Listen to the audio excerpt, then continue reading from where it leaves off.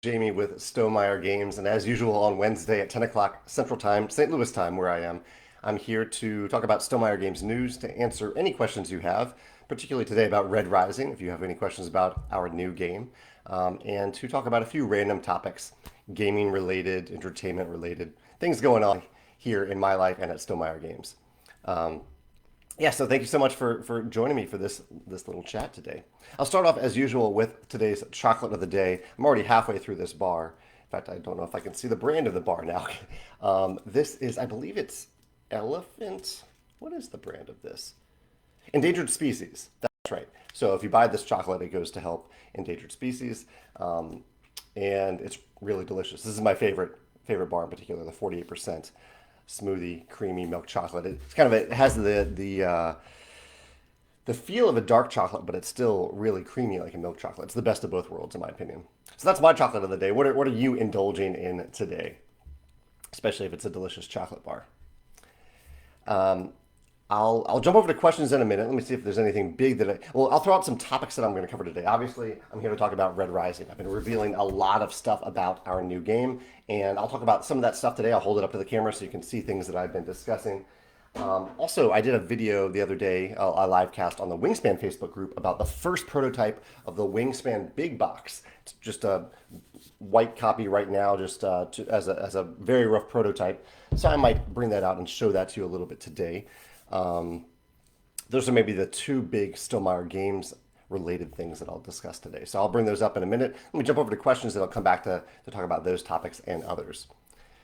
Let's see. Carlos says, Red Rising looks amazing. It was interesting to see that once the endgame is triggered, players take turns until everyone has had the same number of turns. You've mentioned that the casts in Red Rising world tend to be ruthless, so I thought it would be like in Scythe where the game ends immediately once someone achieves a certain condition. When do you feel something like the method in Scythe is more appropriate for a game? Um, it's tough to tell, and it was really it was a tough call with Red Rising because I think it's generally appropriate in the game when the players have control over when endgame is triggered and when they want to do so in such a way that the other players can't then use the extra time that they might have as an advantage. So in Scythe, if you end the game and then someone else gets another turn, they might attack you and kind of undo your reason for attacking in the first place. In Red Rising, it's kind of close, and this is where the Sovereign token came in. So here's the Sovereign token.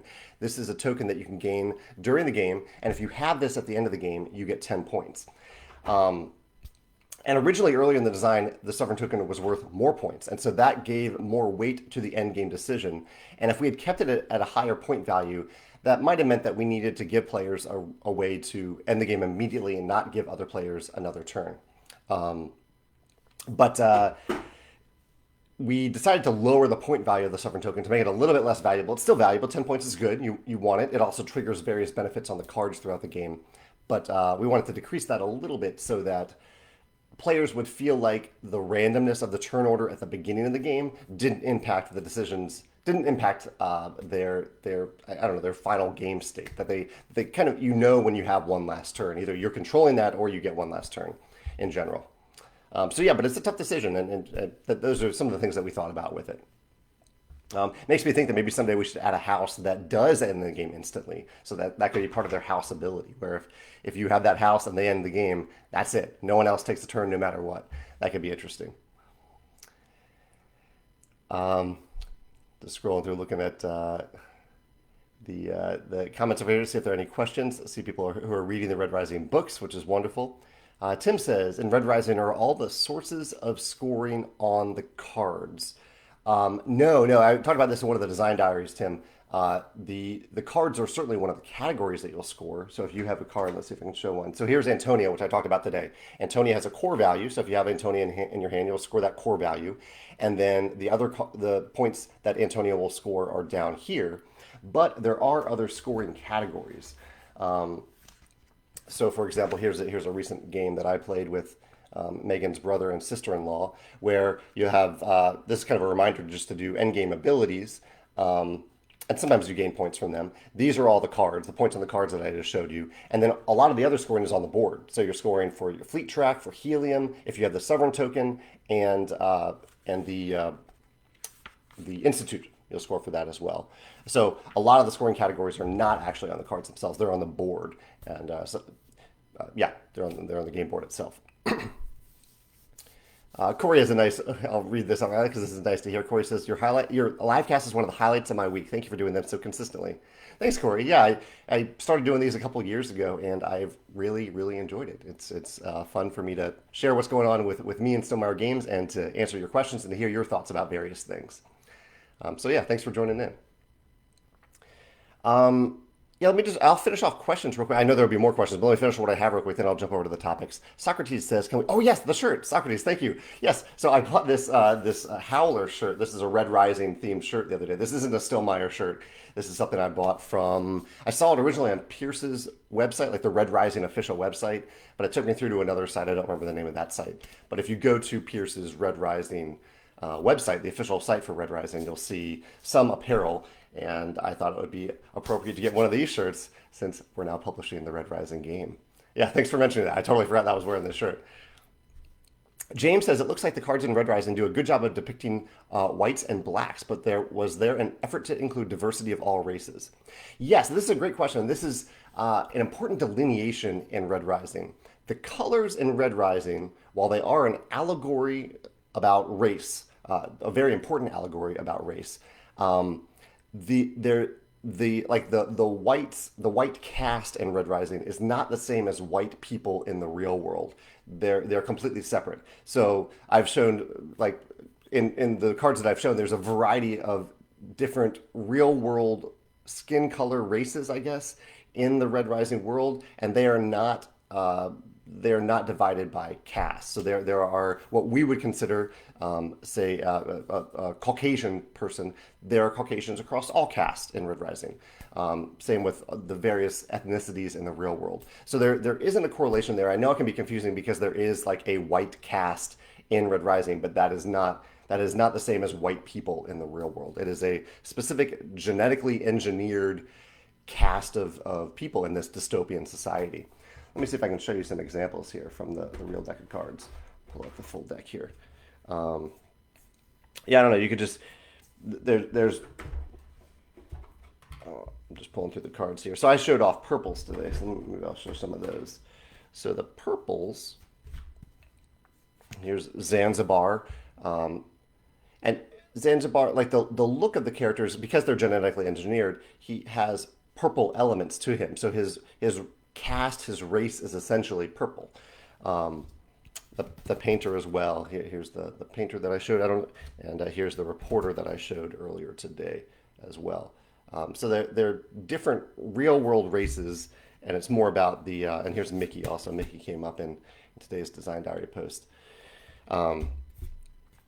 Yeah, and it's just like they're genetically engineered to be a certain color, and that color just relegates them to their place in society. And that's kind of the problem in this dystopian world.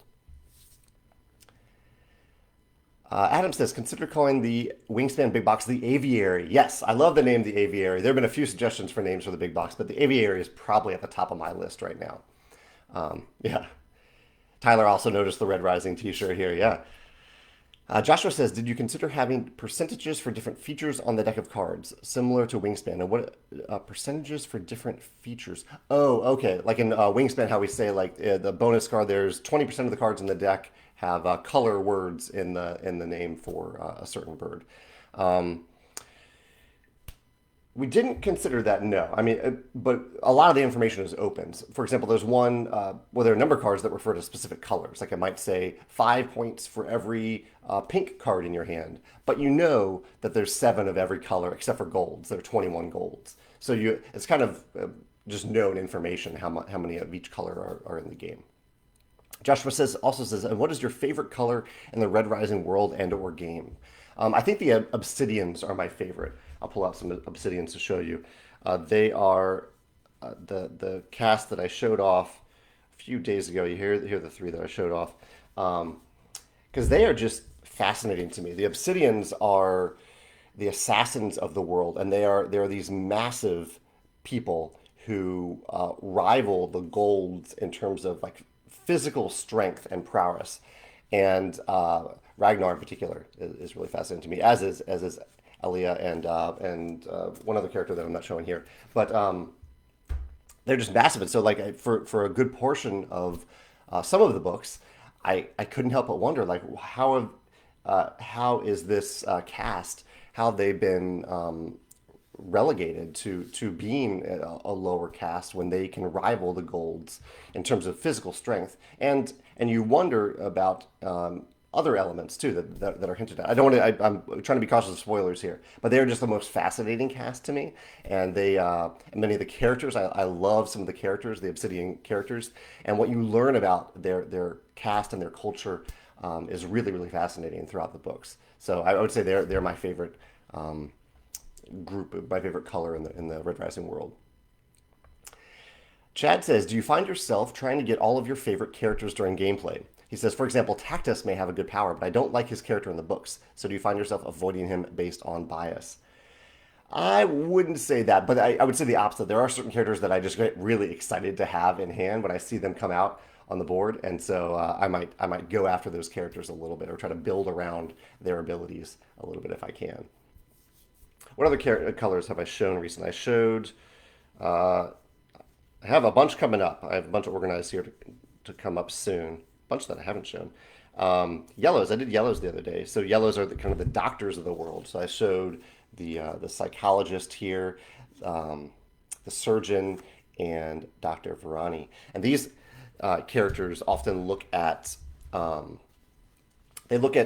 banished cards often at the end of the game, sometimes during the game too, because the cards can be banished during the game, often by the Obsidians, which I just showed you, the assassins. But yellow cards, some of the yellow characters can bring back characters from the banished section, or they might look at the banished cards at the end of the game for various points. Yeah. I'll answer one more question, then I'll come over to my topics real quick, and then I'll come back to questions, of course. Giovanni says, just randomly wanted to say I'm receiving his Viticulture Metal coins and is excited to play with him this weekend. Oh, that's awesome. Okay, so no question, just a comment about Viticulture Metal coins. Yeah, thanks for sharing that. Speaking of metal, I'm really excited about all the metal components in the collector's edition of Red Rising. So I've revealed all the metal components at this point. There's the metal crescent moon, there's the sovereign token that I just showed you, and then there are all the player tokens, which are also anodized metal. I said iodized, but it's actually anodized. So these are the shiny metal tokens for one of the houses in the game. I believe this is for House Apollo. One that I haven't really shown all that up close are the fleet tokens, which are, we considered like miniatures for these, but they really only just move one way on a track. They're just a token, so we just made them fairly simple tokens. I also showed off I'll just pull out one here, the card holders. So the card holders we made these as big as we could to fit them into the box. They really hold as many cards as you want. There might be some overlap between the cards, but it's nice that you can just put your cards down on this card holder and have both your hands free to pick up cards across the table, to roll the rising die, and to do other things at the table. I also showed off the tray. This tray is in both the collector's edition and the standard version of the game, and it holds all the helium tokens in the game. And I showed off, let's see if I can hold it up, I showed off the tray itself. This is the custom tray that comes with the collector's edition. The standard edition has a red cardboard tray. So it still actually works pretty nice because we went with the color there. But it doesn't have the fancy tray in the collector's edition. Yeah. And for any of you watching who don't know some of the details about this, I have shared a couple times that if you do want to buy a localized version of the game, which will be the standard version, or you want to support your local retailer or your preferred retailer, if it's an online retailer, and get the standard version, they'll only have the standard version, you can come to our website and buy an upgrade pack that has the gold foil cards, these metal components, and the card holders. It won't have the insert itself, but your copy does come with a cardboard insert. So you'll be able to get all that stuff from us directly if you want it. If you then want to support your local retailer, because we are making plenty of retail copies. This game will be available worldwide in retail versions. It looks like Facebook is scrolling past some questions here, so I'm going to answer. If I accidentally skip your question, feel free to repeat it. Someone has a question about the next continent for Wingspan, which we haven't revealed yet. Max says, is there just one board, or do all players have one similar to Wingspan? In Wingspan, there are player mats. A board is kind of a shared element, and there is just one board in Red Rising. So here's the game board here. Kadrick says, what's the release date? let's see. So this is the front of the board. This is the side that you use, and this is the art from Justin Wong that was originally considered for the box. Uh, the pre-order for the collector's edition from us will be in early March, and this is for Kadrick's question. And then the release date, the retail release date for us is usually a few months after that. We haven't released that date yet. Chad says, "Can I show off some of my favorite cards or gold foil cards?" I'll show you one that I have not shown elsewhere. This is one of my favorite characters. This is Pax. This is Pax here, so I'll hold that up. I haven't shown Pax yet. I won't reveal any details about Pax, but you can kind of see what the Pax card is here. Pax says, actually, no, Pax is something, I spoiled that a little early. Let me talk about PAX tomorrow, but there's a little sneak peek there if you're watching this on video, and I will talk about more about PAX tomorrow. There's one little icon that I haven't explained that is actually on PAX that I plan on talking about tomorrow. Danny says, when can we expect to see some reviews or playthroughs for Red Rising? Danny, for reviews, our method for advanced copy reviewers is that we want to give them plenty of time to gather their thoughts, to play the game, to not feel like they have to be the first to rush to be the first reviewer. And so they have, they have as much time as they want, but they can start talking about the game on February 22nd. You might see some playthroughs a little before that because everything about the game will be revealed next Wednesday, including the Watch It Played video. So you might start to get some playthroughs then, but you'll see reviews on February 22nd. Kadrick says, what's the average playtime? We say 45 to 60 minutes, and based on the endgame triggers, the way the endgame triggers scale up at different player counts, it really does stick to that playtime. Edgar says, when you playtest games, how long does the playtesting take, and at what point do you have enough information to proceed to the next step of production? It can really depend on the game. We've had games that take 3 months in blind playtesting, and we've had games that take over a year in blind playtesting, and even beyond that, if we find stuff that just means the game isn't ready, the game isn't good enough. Yeah, so it really depends. Chad says, can you tell what each location on the board does, or will you just remember their actions over time? Yeah, I haven't talked about the reference cards, but basically there are very simple icons. Like, so on Luna here, Luna has the Sovereign token, so it means take the Sovereign token. The Institute means place an influence here. Mars says gain a Helium token, and Jupiter says advance your fleet token. So I would say it's very easy to remember, but each player will have a reference guide to remind them what those icons mean too. A little reference card, it's not a guide. Tim says he's enjoying the first book of Red Rising. That's awesome for those of you who are reading the books for the first time. Ben says, have I played the game with Pierce Brown yet? No, I've never met Pierce. Pierce, I believe, lives in California, and I just haven't had the chance to do that. That would be awesome to do someday, to play a game with Pierce Brown, but definitely post-pandemic, I think, would be the first opportunity for that. Andrew says, not Red Rising related, but when is the fabulous big box coming out for Wingspan? Well, right now we just received the first prototype. I'll talk about this more in a minute, but it's so first prototype, usually it is many months after that until we even start production, and then production usually takes around 4 months, and then shipping. So we're probably looking at about a year from now before that will be ready. Mental says, what will be the shipping to Germany cost for Red Rising? We haven't announced the official shipping cost yet, but we ship to Germany from the UK. So costs are what you would normally find for an average size game shipped from the UK to Germany. And we pay, as related to Brexit, it's DDP, which means duties, delivery, prepaid. So we pay the duties for you so that you don't have to. Gerald says, how many carats are in each deluxe box, and does this confirm that we are in a board game golden age? The tokens are actually zinc, so it's not actual gold tokens. I should clarify that, yeah. A few people are asking about the shirt, which I mentioned a little earlier. Yeah, I decided to get a Red Rising shirt, which I didn't already have. I should have had one a long time ago, but I got one I found it on Pierce's Red Rising website, and then it took me through to another site, I think called Out of Print, and I found this Howler shirt there. Erwin says he's also enjoying the books. Leslie says, looking forward to seeing some playthroughs. Yeah, playthroughs might start next week, and definitely on the 22nd. Andy says, did I consider a neoprene mat for the game? We did consider that. Yeah, we did consider a neoprene mat. I think neoprene mats are great when you're constantly picking cards off the board, which you do actually do in Red Rising. But the nice thing about Red Rising is that you're always taking the top card of a location. So if a card is here, you can just slide it off the board and pick it up really easily. So we did consider it, but there's text on the board. I don't think when there's text on the board that neoprene mats are the best fit. And also neoprene mats have to roll up, and that really wouldn't fit all that well into the insert as we planned it or the box as we planned it. But we did think about it. Yeah. Yeah, definitely considered it. Dominic says, is Red Rising similar to the Brave New World setting when it comes to humans being genetically engineered? It's been a while since I've read Brave New World, but as far as I can recall, there's some similarities there. Yeah. Critchy says, did you have to buy the rights to publish a board game for this book?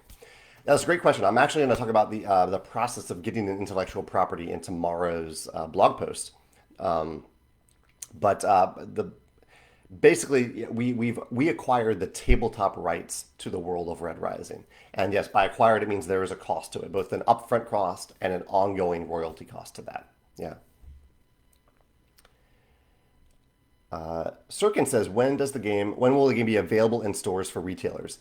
Like I mentioned, there's a pre-order in early March, and then usually it's a few months after that the retail release date will happen. We haven't announced that date yet. Lloyd says, as far as the Red Rising book series, what would you compare these to? The cards look fantastic. I would say the first book in the series feels a lot like Hunger Games. I don't want to say anything more than that, but it does. It feels pretty similar to that. And then they feel like Star Wars. I would say Star Wars is maybe the closest comparison to the books that follow. Yeah. Yeah, let me pause for a second and talk about the Wingspan big box, the prototype, the early prototype. So I'll just skim through this real quick, but you can go to our website and see better photos of these. And there's a poll there for you to let us know if you're interested in this. So we basically designed this early prototype in 3 layers. So the first layer lifts out. This is designed to hold neoprene mats laid flat, as well as 2 sides for the cardboard player mats. So it's tall enough for 5 neoprene mats and 2 sets of 5 player mats folded up on either side here. And you see these little handles lifted out of the box. The middle layer, as it currently is, looks a little bit like this, but we're going to modify this quite a bit. This middle section will have some insert trays for you to pull out and just have food tokens and player tokens and egg tokens, things like that, where you just play them out, plop them on the table and start playing. Gold tokens, dice. This section right here is for the Dice Tower bird feeder. And then these sections on the side, we're going to add more dividers like this, so you can keep your cards divided up if you want into different sections. We can hold hundreds of cards like this, sleeved or unsleeved. We're going to make it tall enough so that you can hold these cards vertically. And then the last layer, I actually don't have the thing in here, but the last layer will have, this is where you'll be able to place the card trays that come with the core game and the European expansion. And we'll include probably at least 1 more card tray in this box for you to use. And so you can store even more cards in these card trays down here. In total, if you have sleeved cards, I think you'll be able to hold 450 cards in these card trays. And that way, if you just like to keep all your cards shuffled together, you can put them in here. You could put them in these other sections if you want. And one thing I should also mention here is if you've already bought a custom insert for Wingspan, you'll be able to just take out these inserts and just plop that insert in here. So that way you haven't wasted your money on a fancy custom insert. You can use it in a modular manner. We're trying to keep a lot of this modular. And this box won't have any gameplay component. This is just a box with organizers and trays and stuff like that. And it is designed to hold all Wingspan content, past, present, and future. Even though we don't know exactly what the future holds, we can guess pretty accurately that there will be a lot more bird cards, for example, and we need to be able to fit them into the box. So we're working on that. Had a great conversation in the Wingspan Facebook group about that recently. I have some questions back here about Red Rising, and I'll probably scroll down and get to the questions about the big box in a minute. Gerald says, how often in the game of Red Rising would a player deploy a card from their hand? Most turns are spent deploying a card from your hand. If you're completely happy with your hand, you don't have to deploy a card. You can instead take a scout turn, which is a little different. But how many times? I would say minimum of 7, bare minimum of 7, and probably closer to 10 to 14 times. Philippe says, is there a game that most people hate the artwork, but you actually like it? A game where some people hate the artwork. I try not to focus too much on what people hate, but I actually like the artwork. Probably.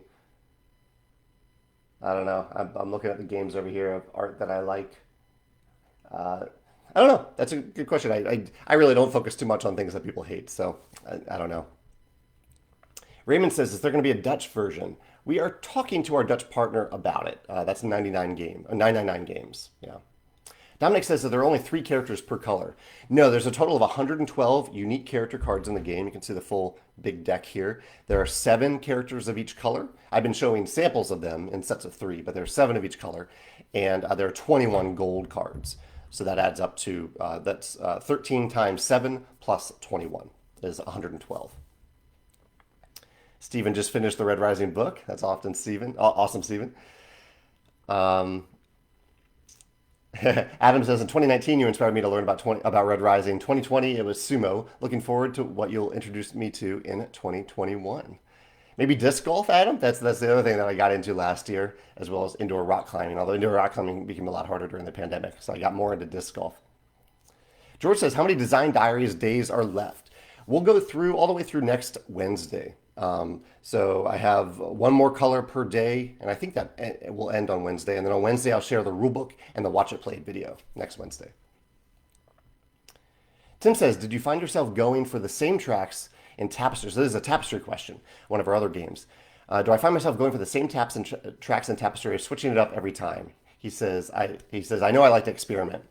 Typically for me, I go after science early in the game because I'm kind of undecided as for the other tracks that I want to pursue, and I let science point me in the direction of other tracks. And so often I end up pursuing science anyway because I'm already advanced on science a little bit inherently, and then I pursue maybe 1 or 2 other tracks that science has pointed me towards. Tim did say here that he often finds himself going for exploration and military. Oh no, he's trying to break himself of going for those 2. David says, having never read the books, are all the names of the cards characters in the books, or are some made up? All the named characters are definitely real. They're in the books, but there are some characters. Let's see. So like there's some of the ones I shared today are like Mickey the Carver. That's an actual character in the book. The reporter, however, there are reporters mentioned in the Red Rising world, but we didn't have a name for a reporter, so we just named it the reporter. Same with like the 4D painter here. Yeah, so it's a mix of those a little bit.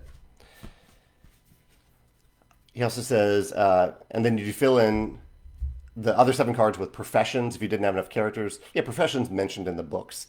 Also, how much do the powers tied to the books versus contributing to varied gameplay?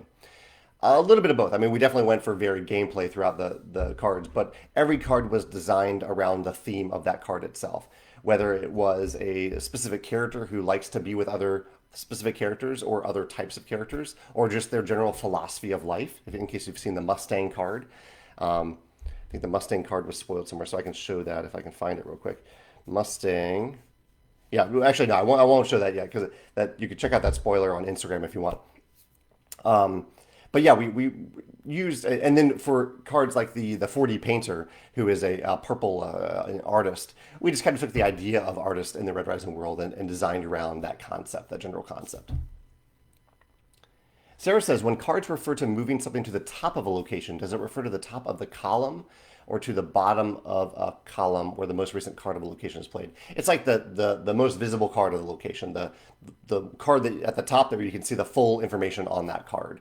I can see what you're saying about top being referring to like closest to the top of here, but no, it's the top of the pile, I guess, the top of the pile. Yeah.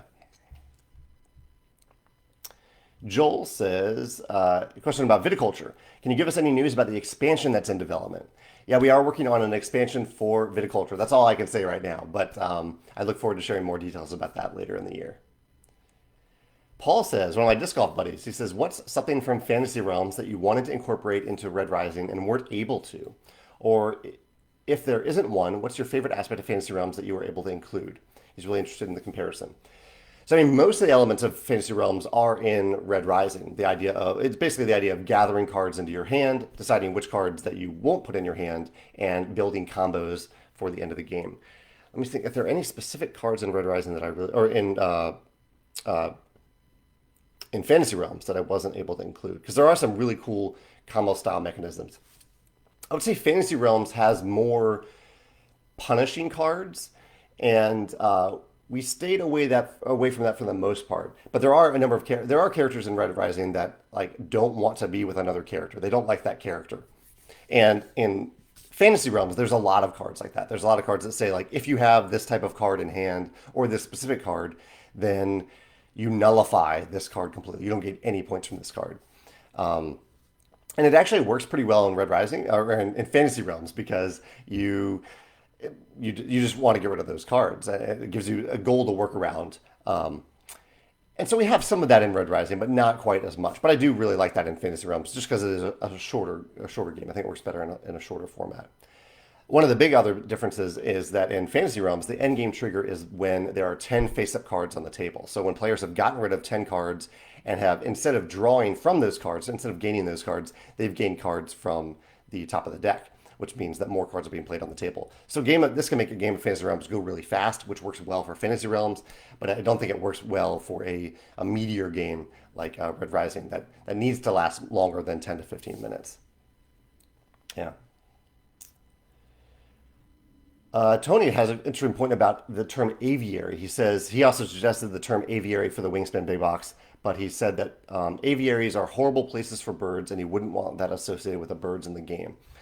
That's a good point. I've heard that used about.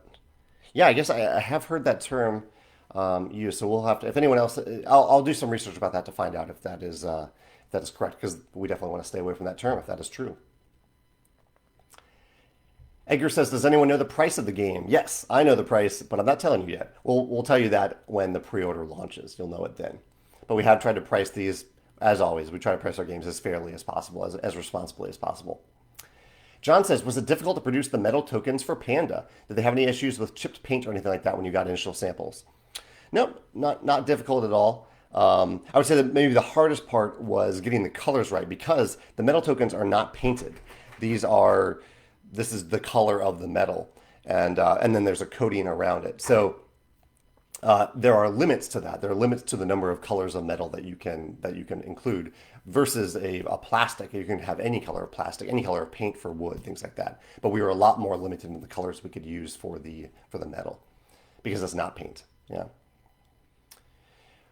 Irwin says the sleeve size is like Seven Wonders. Yes, the cards in Red Rising are 65 by 100 millimeters, which is the same size as Seven Wonders. They're pretty big cards. We wanted pretty big cards so that you could see all the information, so the art could be pretty big on the cards. We didn't want to use tiny cards for that.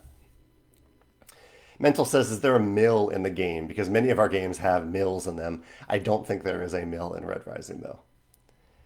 Adam says, "Will the upgrade pack's gold cards be available in any language or only in English?" Currently only in English. That's because we're producing them. But in the future, we are open to our localization partners making those gold cards in their language if they want to do that. Yeah. So let your localization partner of choice let them know that you're interested in that so they can consider it. Eddie says, "Will there be an official scoring app?" Currently, we don't have one planned, but I am open to it, and I'd mostly love if a third-party app developer made one. That's easier for us. It's always easier that way. Not always easier that way. It is sometimes easier that way, and that's kind of the method that we've taken so far with some of our other games. So no official thing planned, but I'm open to a third-party app developer making one. Yeah. Tim says Tina's excited because she just got her copy of Scythe and was really excited to unbox and play it. So you haven't even opened the box yet. Yeah, that'll be fun. I like going through all the new stuff of a new board game. We did that recently for Sleeping Gods. Sleeping Gods is the new game from Red Raven Games, and Megan and I unboxed that and played about 8 hours of it this past weekend because it's a big, epic campaign open world game. Got some good ideas from it for my open world game that I've been working on. Other things that we played recently were Quetzal on Board Game Arena. Great little worker placement game on Board Game Arena. Underwater Cities and Luxor. Underwater Cities was the unique one because this was actually a game that we started on yukata.de with some friends over a month ago. And then it just got too late at night and we had still a full other round to go. And so we stopped playing. And this is the first time that I've ever, other than with a campaign game, that I've stopped playing and then come back to finish a game that much later, like a month later, we came back and finished this game, which is a little weird, but it worked out. It still worked. I did a video this past weekend about hand management because I thought that was on theme for Red Rising. Red Rising is very much so a hand management game, and so I did my top 10 hand management games recently. I'm also working on my top 10 games of all time list. I do this list twice a year. I spent some time yesterday going through all my top 10 videos for the last couple years and creating a spreadsheet that shows the top 2 games for each of those lists. And I'm kind of using that as a guide to determine the guidelines for what my favorite game is right now for the list that I'll make and post later in February. Yeah, I think that's all the topics that I am into right now. Oh, and we just started watching Raised by Wolves on HBO. Very interesting show. We just watched the first episode of that by Ridley Scott, the guy that did Aliens. Very different show, but at least I enjoyed the first episode. So I'm curious what you all are watching right now. If you have any watching and playing, now that I mentioned games that I'm playing and games that you're watching. Are you playing any campaign games right now, like Sleeping Gods? Bojan says, I love that you're attracted to the dystopian theme. Yeah, Red Rising dystopian theme. Euphoria was also dystopian themed. He says, will there be more? Will there be Euphoria characters for Red Rising? No, one of the tough things about an IP is that I have to, just stick with that IP. I can't throw other characters into this world. Will there be future dystopian games? Possibly. I don't think I have any in the works right now, but it is a theme that I do seem to gravitate towards and come back to quite a bit. Yeah. Tony says, are those boards covered with that super cool texture that you've used in Tapestry and Pendulum? The board is just linen embossed like we do with boards. But the rulebook, yes, is the special paper that we use for rulebooks now. Yeah. Jennifer found the shirt. Thank you, Jennifer, for posting the link. So Jennifer found it is outofprint.com, and it is the shirt that I'm wearing. It's a Howler Red Rising shirt. Jazz is here. Jazz, I don't know if you want to share it, but you had one of the best tweets, I think, of the week or the month the other day about positivity and love and how the way that we counter hate is with love, not with more hate. I love those tweets that you posted the other day. Jazz is joining us today. Yeah, just I don't know if you want to share that. Or that might change this conversation a little bit, but I love what you wrote in those tweets, Jazz. Feel free to share your Twitter handle in case anyone else wants to check out those tweets. Morgan says, is the game based on just the first book of Red Rising or the whole series? Currently, there are 5 books, so it's 2 trilogies, and all of the characters in our game, are based on characters in the first trilogy. Yeah. But not just the first book, but the entire first trilogy. Let's see. Just looking for other questions here. Tim says, perhaps a Pendulum campaign could be neat. Could be, yeah. I love the world of Pendulum. It's a very interesting kind of fantasy world. A campaign in that world could be interesting. Peter says, are you planning on making more expansions for Wingspan? Yes, Peter, the map that we've laid out for Wingspan is that there will be 1 expansion for every continent. So we've already covered North America, Oceania, and Europe, and so we have 4 more continents to go. Yeah. Froyland says, have I considered that all the Wingspan source, Meeple source birds to fit in the big box? Yes, we're designing the inserts, not for Meeple source specifically, but we're designing the inserts for the Wingspan big box so that they can hold bigger tokens than those that we have in the Wingspan game. There are many third-party accessory companies out there that make many different types of tokens. So we can't guarantee that it will fit all tokens from all third-party companies, but I have the Meeple source tokens as an example, and I'll use those to test the fit in the big box. Yeah. Demetrius says, will the big box work with the broken token insert? Yes. So that's one of the reasons that we're making this big middle section that will have insert trays that will provide plastic inserts, but if you already have a broken token or a special custom insert, you can plop it in there and continue to use it. Carrie says, are we still planning on doing Fancy Nest with a big box, or has that been abandoned? We're still debating it.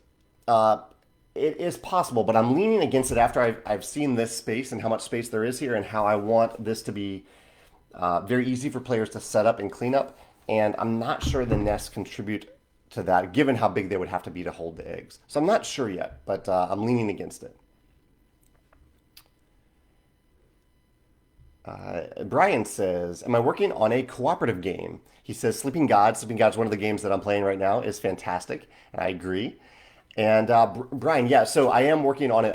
Also, Sleeping Gods is an open world cooperative game. I am also working on an open world cooperative game. Very different execution, I think, than Sleeping Gods. But I love what Ryan did with that game. But yeah, I am working on an open world cooperative game right now.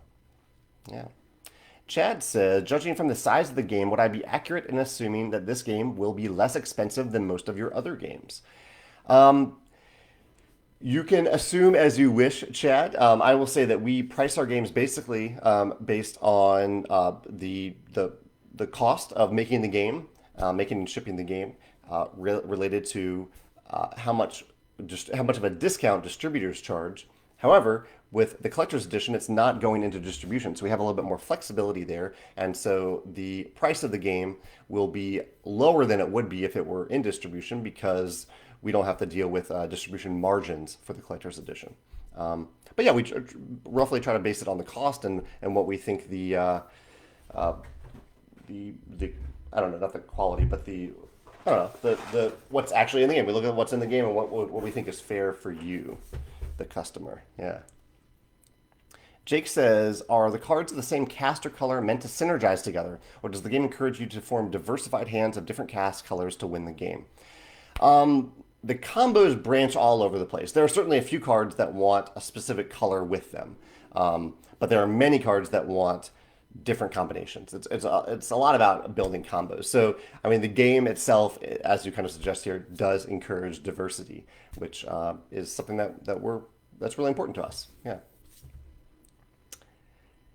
Suzanne says, "How long is the playtime on Red Rising?"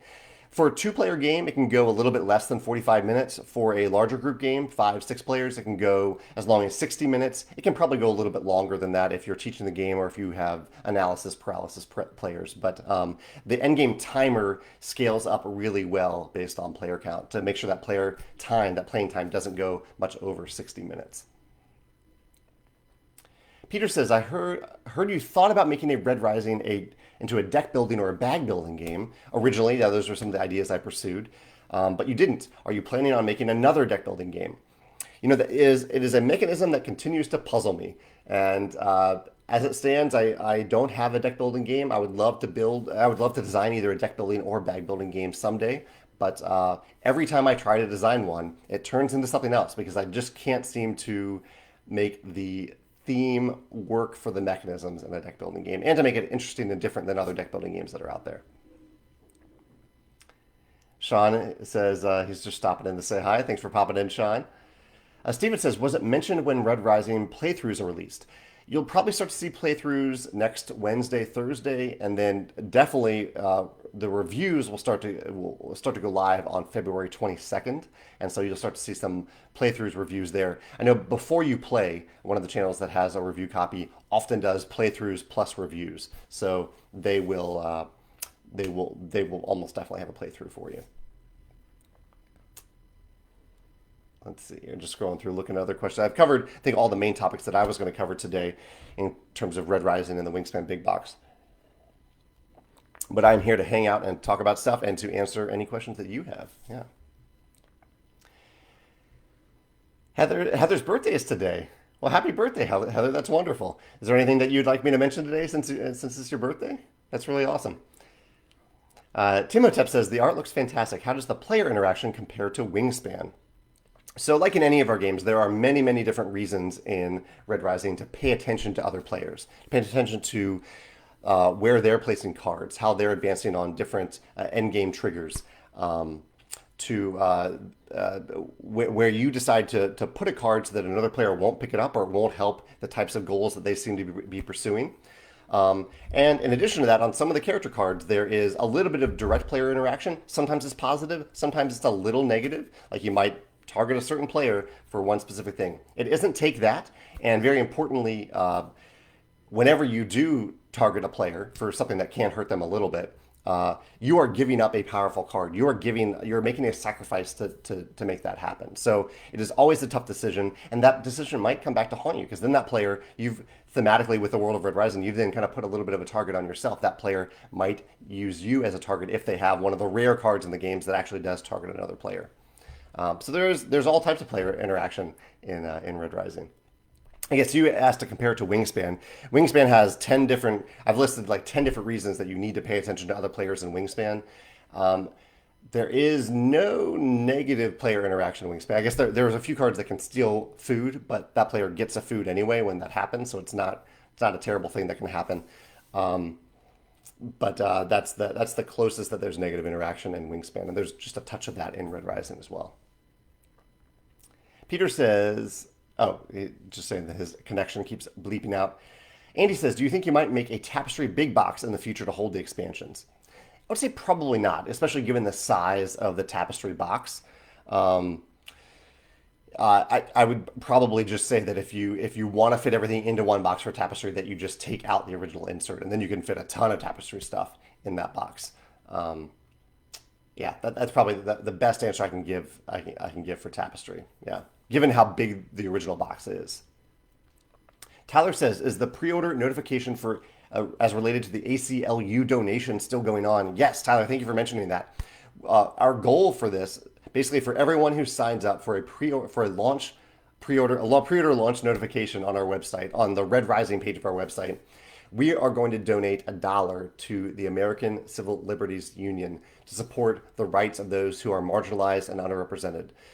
You don't have to promise anything. You don't have to say that you are going to buy the game. All you're doing is giving us an email for us to send you one notification for when the launch of the pre-order goes live. And my goal for this was to have at least 10,000 signups so that we could donate at least $10,000. And we are definitely on our way to that goal. The last time I checked, we were at 9,200 plus signups. So with a week to go, we'll do this through next Wednesday when we'll announce the total and make that donation. We are well on our way to doing that. But if you haven't signed up for a pre-order launch notification and you believe, as I hope you do, in supporting the rights of those who are underrepresented and marginalized and civil liberties in general, if that is important to you, as I think it should be, go ahead and sign up for a pre-order launch notification on our website. Cody says, can you tell us about the choice to include plastic tokens in the retail version versus wooden tokens? Because they're mostly cubes, this is the metal version, but cubes I think are, I don't know, I think cubes are somewhat ubiquitous. I don't think it matters all that much if they're plastic or metal. If there had been meeples in the game, then I would have gone with wood. But given that it's mostly just cubes and then some tokens that needed to be molded, like the Sovereign token, we went with plastic in the game. Yeah. Jazz says the most important question regarding Red Rising is, will I like it, or can I dig it? Yeah, this is one of the catchphrases for Jazz's YouTube channel. Can he dig it? I think you'll be able to dig it, Jazz. You'll find out soon. I'm looking forward to sending you a review copy so that you can share whether or not you actually do dig it. Chad says, it sounds like the push and pull of Red Rising is similar to Dune Imperium. Are they similar, and did this impact your love for Dune Imperium? Dune Imperium was my favorite new to me game of 2020. I played it obviously well after we had designed Red Rising, and the games are very different. But there is definitely push-pull to it. There's a lot of interesting choices in terms of which cards you play and when you play them. And both are tied to an IP, a major IP. And Dune Imperium I loved in particular. I mean, the main comparison I have here is that I know nothing about Dune, but I was captivated by the theme in Dune Imperium, and it made me want to read the books and give the books another try, especially the first book. So I'm going to soon read Dune, the book. But what was the other part of that? There's no but. I hope Red Rising does the same. The goal of Red Rising is to hopefully expose people to the Red Rising universe without spoiling anything, so that you can go read the books if you like what you find in the game and want to understand all the little hints at things in the game. Yeah. Jake says, did I purposely seed powerful card combos in the game, just like certain combinations in Fantasy Realms? Or are cards in Red Rising fairly flat in power level, meaning you're trying to mostly outvalue your opponent? That's a good question. So there are some cards in Fantasy Realms that give wild swings and points. Like there's a card that can give you 100 points if you have, I believe, a straight, like a sequence of cards 2, 3, 4, 5, 6. I think that's one of them. Or if you combine three very specific cards. We didn't have anything that swings quite that powerful, but there are some powerful abilities, and we tried to scale them based on how difficult they are to achieve. So, like the purples I shared today, the purple cards. Let's see if I can show those back up while I talk about it. So, here's one. So the 40 Painter. The 40 Painter has a 31 point ability down here that says if each of your cards is a different color, which is in itself not super difficult to achieve, but it is really hard to have all different cards of different colors and to have those cards combo well with each other.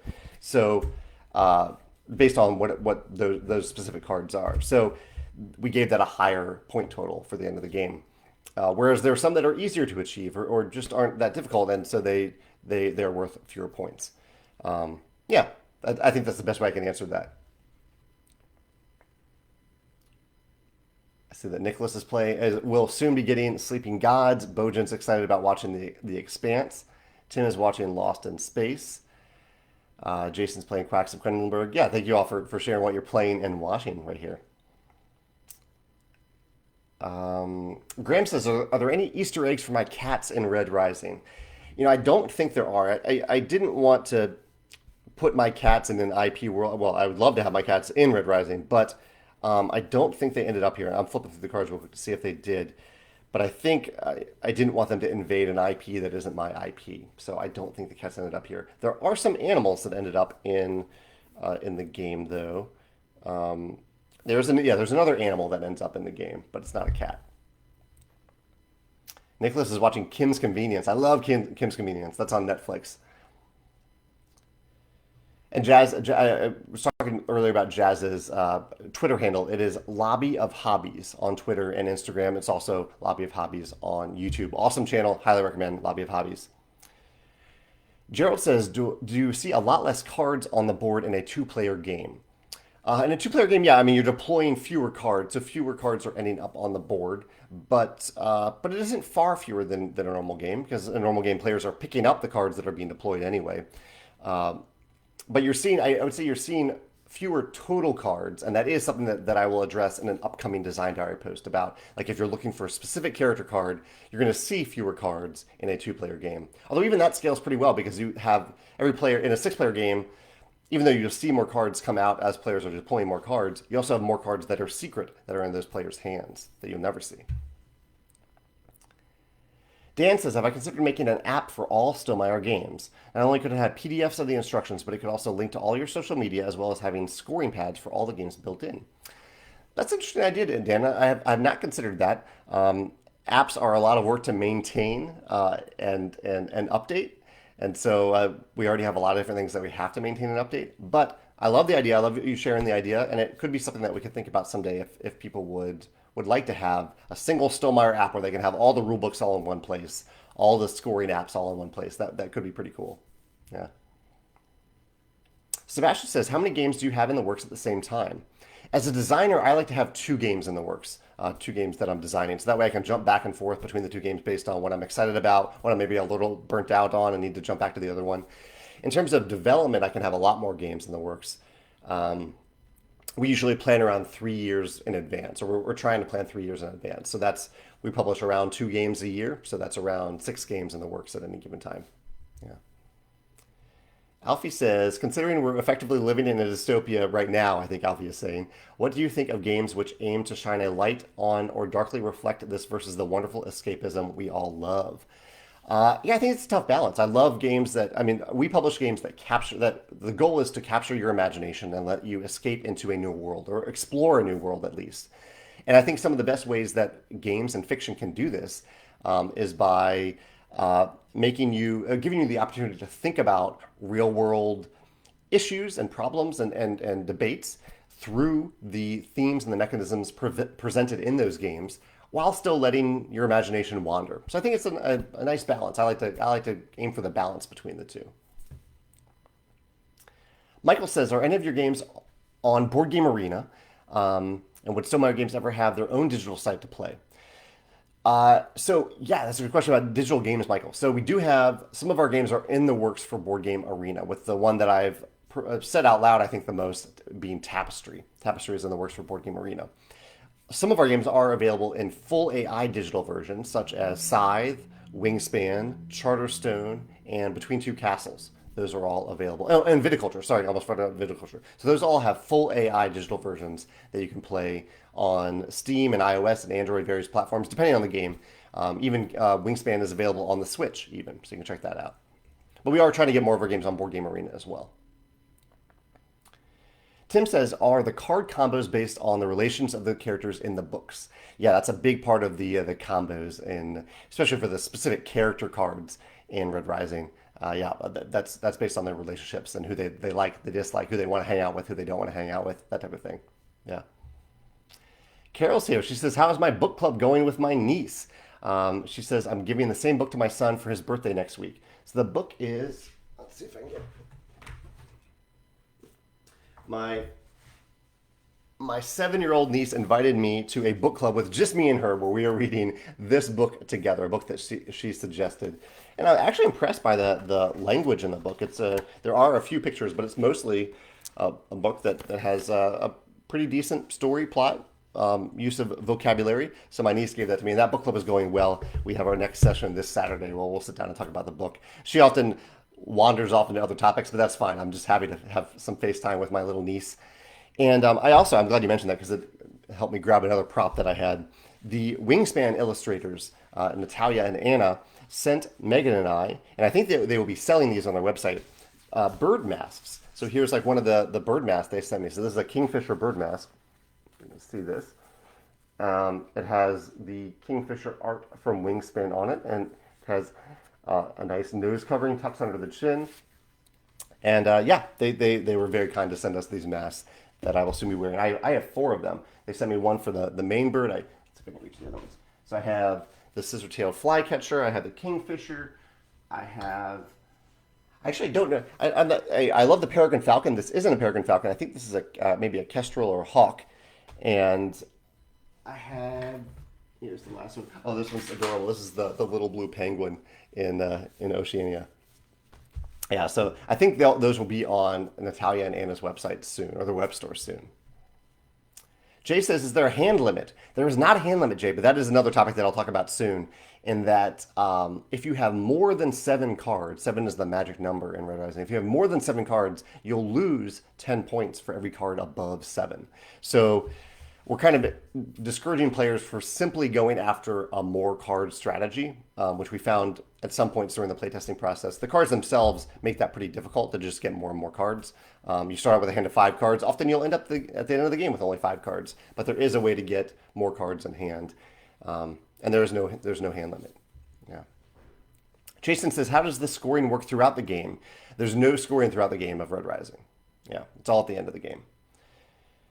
I wouldn't say it leads necessarily to a surprise winner, though. There's a lot of information in your hand that even you probably are not calculating your total score at the end of the game. But a lot of the scoring is on the board. Your position on the fleet track, how much helium you have, which is open information, how much influence you have on the Institute, and who has the Sovereign token. That's all public information. That's probably about half the scoring right there. Tom says, if I had the chance to play any of the new Marvel Champions heroes, he says he played Quicksilver last night, and had fun with it. It looks like I love speedy characters and games like that. I have only played Iron Man in Marvel Champions. I've only played it once. Yeah, it didn't. The game didn't really. I mean, I loved a lot of the mechanisms as I do with any game. It didn't really capture me mechanically, so I haven't returned to it. But I need to give it another try someday. Sean says, is the jackal in the game? How do you balance the jackal? Yeah, I have not revealed the jackal yet, but I will reveal the jackal pretty soon. You'll see the jackal. Let me make sure I pull him out. I actually don't have a plan for exactly when I'll reveal him, but I now have him in front of me, and I will make sure that I talk about him soon. He is an infamous character in the world. Jim says, what thought do you put into when you release games, like the timing? With expos and shows largely canceled now, is there a new way to plan for this right now? You know, we've never really planned around, other than maybe a little bit Gen Con, we've tried not to make our games depend on convention releases, because then you get caught up in like rushing a game so it can be ready by a convention, or feeling like you've lost something because it's not ready by the convention. We basically just try to space out our releases throughout the year, based on partially when the products are ready and when we did the last pre-order. Because I don't want to have a pre-order like every month. That's too much that I think we would be asking of people. But yeah, if we do a pre-order every couple months for a new product, I think that works out well. So I just try to space things out for the most part. Also, there's a natural spacing for a small company like mine in that, uh, we're only making, like, the production schedule for our games almost naturally spaces things out. We're not going into production with three things at the same time and then deciding which order to release them. We're going into production with one thing, and then a month later we'll have another product ready and we go into production for that. So production almost naturally spaces things out a bit. Steve has a nice comment about my contributions to the community. And he says, my writing helped me get started with my board game creations. That's awesome, Steve. Thank you for sharing that. Yeah, I hope you're having fun with your board game design right now. Tim says, when can we hear more about the Between Two Castles of Madkin Ludwig expansion? Probably in 2 months is what I think when I'll do design diaries for that. Yeah. Chad says, how difficult is it to release a new game during tax season? Yeah, I guess that ties into Jim's question a minute ago about timing. I don't know. Tax season can go both ways for folks. Some people get refunds during tax season. They feel like they're a little wealthy all of a sudden because they get a $2,000 refund check. Sometimes if you run a company like mine, you pay a lot of taxes during tax season. So I think it can go both ways. I don't think too much about it. Patrick is hooked on the Red Rising books right now. Carrie says, do I still have a sandbox style game in development, or has that been put on the back burner? Yeah, that is the sandbox is the open world game. I guess not all open world games are sandbox and not all sandbox games are open world, but my open world is a sandbox game, and it is still in the works. Yeah, just it's very big. It's taking some time. Tony says, what's my opinion on the acceptable time frame to talk about something so it isn't considered a spoiler? Where do you draw the line to feel able to discuss something in a show or movie online, or is it an individual's responsibility to avoid media when trying to avoid spoilers? I if I love something, I don't want to ruin someone else's experience if they haven't consumed that thing. Like Red Rising was originally released in 2014, but people are discovering it today, which I think is awesome. I want people to just continue to feel comfortable discovering things and reading about things for a long time. So. I don't know if there is a statute of limitations on when spoilers are okay. I think if you really love something and you want to share it and you want to talk about it, my method that I try to do is either not talk about spoilers or make it a very clear delineation between what is non-spoiler and what will be a spoiler if I want to discuss something that is a spoiler, so that I don't ruin the experience of someone who is discovering it for the first time. Yeah, and I guess that goes for the case too. If it's something that I don't love too, I don't want to just because I don't like something doesn't mean that other people might not end up loving it. Gil says, any plan for a Wingspan big box? One box to fit them all. Yeah, Gil, go back like 20 minutes and you'll see the prototype for the big box that I've been showing off today. That's the one layer. This is the top layer. So this is the early prototype of the Wingspan big box. Yeah, and you'll see more information about that. You can also see the Wingspan big box page on our website now, which I put there so that you can start to see some photos of this and what we're thinking about. Tim says, I don't think I ever heard your thoughts on the Dune and Detective crossover game coming out this year. Yeah, I still haven't heard much about it. I haven't looked into it too much. I love Dune Imperium, but I don't know if that means that I'll explore other games in the Dune universe, just because I love Dune Imperium so much. But yeah, I'm curious about what they'll do, because I've heard the Detective series, which I haven't played yet, but I've heard it's been pretty successful. Let's see. Andrew says a recent variant of Wingspan was recently made available from a third-party tabletop simulator using a major IP. Is there any interest on? So Andrew's referring to the Pokemon reskin of Wingspan, which is on Tabletop Simulator right now, which I do know about, and the mechanisms for our games are not protected. It's just a matter of you can't use the Wingspan name, you can't use icons or art from Wingspan. But people could literally make Wingspan the game, but with another theme. And hopefully they wouldn't do that. Hopefully they wouldn't sell that. But if they want to do that for fun, like this Pokemon reskin, that's awesome. I think that's fine. Yeah. Andrew says, is there any interest in retheming the game and pursuing a major IP like the one released there? What are your opinions on retheming games in general? I would say my general thoughts, and I guess this relates to the IP too, is I am open to it for the right game if the mechanisms can evolve based on the IP. I wouldn't want to just literally reskin the game and paste on another theme. And I think we've seen a lot of companies do pretty well with this in terms of like the Legendary series. How Legendary encounters aliens is different than the Marvel version of Legendary. And I think that would be my approach if I were ever to do that. I'm going a little bit over today, so let me see if there's any other urgent questions. Magnus says, is there a designer that I would like to team up with? I had a lot of fun working with Alex on the Red Rising game, so I would love to design another game with Alex someday. I do. I mean, there are lots of designers, many designers who I admire and love their work, but I don't necessarily know, like they're lead designers, and I'm a lead designer too. So I don't necessarily know if I would want to, if it would work out well to have two lead designers working together. I think it worked well with Alex because we truly ended up being co-designers of the game. We really shared in the work and the balance. But some decisions I just ended up making because of a little bit of my experience with publishing and design. And so I think it is helpful to have someone who is just, if there's a debate, if they're if they're in the end, they are the decision maker. And I think that might clash a little bit if you have two lead designers working on the same project together. Even if we tried to have a lot of fun, like I'm sure I would have fun working with Ryan Lockett on a game, that type of thing. Eric says, when a game inspires the design of one of your games, like Terra Mystica and Kemet for Scythe, or Fantasy Realms for Red Rising, do you ever reach out to the designers of the original game to discuss your ideas? Not to discuss the ideas exactly. I don't want to bother them or take up their time, but I do share my love for those games, whether it's indirectly or directly with the designers. And I had planned to, in fact, I will be reaching out to the Fantasy Realms folks, the designer and the publisher, to offer them a copy of Red Rising and thank them. And I actually thank them in the rulebook too, and recommend Fantasy Realms in the Red Rising rulebook. But I'm glad you mentioned that because I had forgotten to send that email to them. Marco says that he would love to see a game from the Ice Piercer Ice Company universe from Samara Games. I haven't actually heard of that, so I'll have to check that out. Andrew says, does Red Rising have plans, possibility for expansions, or will this be a completely standalone? We've designed it as a standalone game. We don't have any expansions in the works, but we did include enough room in the insert, at least, to hold extra cards. Like you can see here, there's room for more character cards that we could add someday.